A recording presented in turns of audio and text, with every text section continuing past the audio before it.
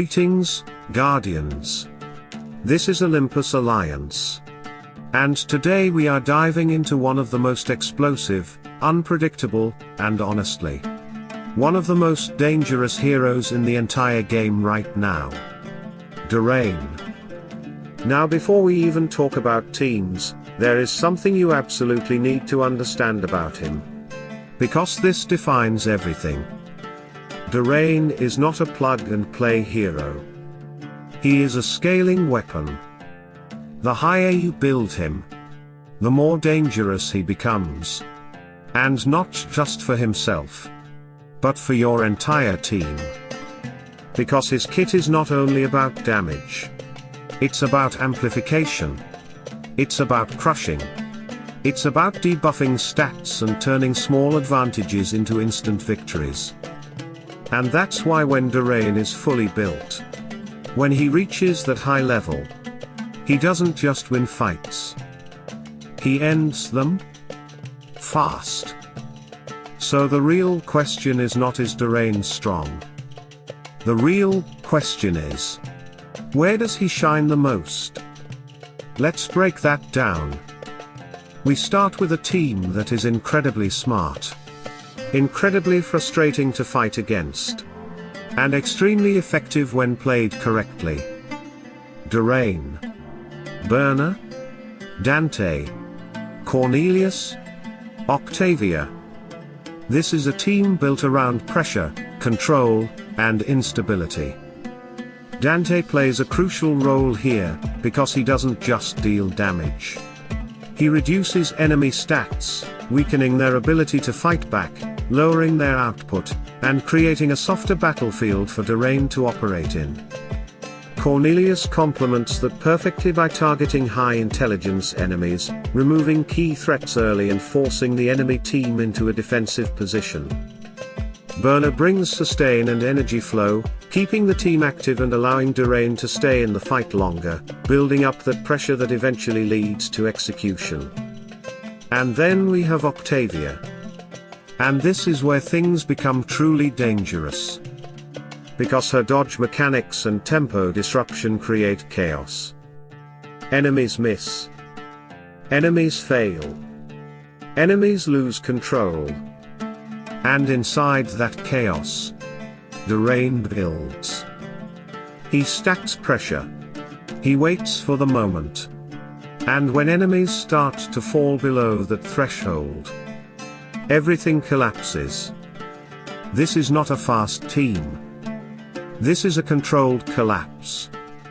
Now let's move into something much more aggressive. Electra, Drayne, Kayla, Byrna, Aidan. This team doesn't wait. This team pushes. Electra disrupts the enemy from the start, breaking their setup and forcing them into reaction mode. Kayla brings immediate pressure, constant damage, and forces the enemy to deal with her right away. Byrna again ensures energy flow and sustain, keeping the engine running, while Aidan stabilizes the team with healing and support. And in the middle of all this, Drayne becomes the execution point. Because this team creates damage early. It forces health bars down. And once that happens, Drayne activates. Crushing starts to work. And fights end faster than expected. This is momentum-based gameplay. And Drayne thrives in it. Now we take that same structure. And we refine it into something even more dangerous. Electra, Drayne, Kayla, Aidan, Miu. That one change. Byrna out, Miu in. Completely shifts the fight. Because Miu introduces blind, control, and disruption on a completely different level. Now enemies are not just under pressure. They are missing. They are failing to execute. They are losing control of their own timing. And this gives Drayne something incredibly valuable. Time. Time to stack damage.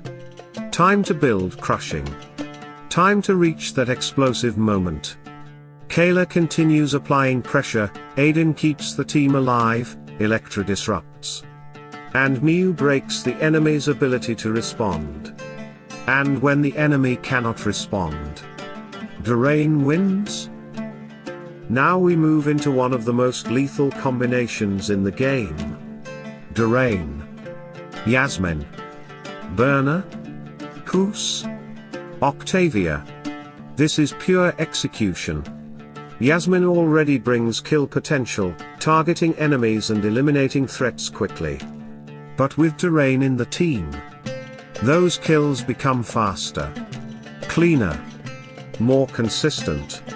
Guus amplifies damage and survivability, creating a loop where damage turns into sustain, and sustain turns into more damage. Byrna feeds energy and healing, keeping the tempo high, while Octavia once again introduces instability and dodge mechanics. And this is where everything connects. Yasmine kills faster. Drayne activates sooner. Guus boosts damage. Drayne benefits. Octavia disrupts. Drayne gains time. This is synergy at its peak. Every hero feeds into the next. And when it works, it feels unstoppable. And finally, one of the most modern and evolving setups. Electra, Drayne, Iris, Somna, Octavia. This team is built differently. This is not about immediate pressure. This is about inevitability. Iris applies sustained magic damage, constantly pressuring the enemy. Somna controls the fight, applying sleep, disruption, and breaking tempo. Electra adds further control and pressure, while Octavia ensures instability and energy advantage. And Drayne waits, builds, executes. Because while the enemy is being controlled, while damage is building over time, while they are losing tempo, Drayne is preparing. And when the moment comes, the fight ends. This team doesn't rush. It suffocates. So Guardians, what do all these teams have in common? They create instability. They break tempo. They apply pressure. Because Drayne is not a hero for stable fights. He is a hero for chaos. For disruption.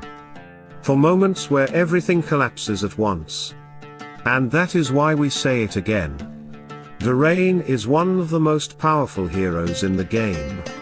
But only if you build him properly. Because his kit demands it. The higher you build him, the stronger he becomes.